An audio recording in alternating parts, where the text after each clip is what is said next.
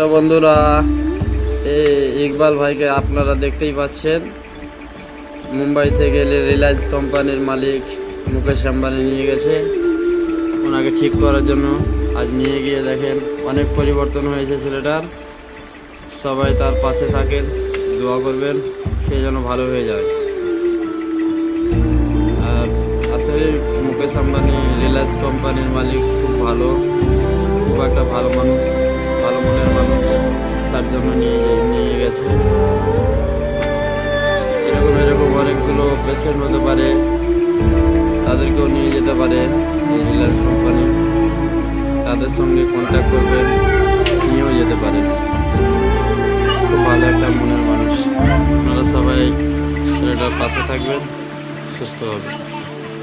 আর পেজটাকে সবাই ফলো করবেন, তাকে এরকম ভিডিও আপনাদের সামনে আনতে পারি।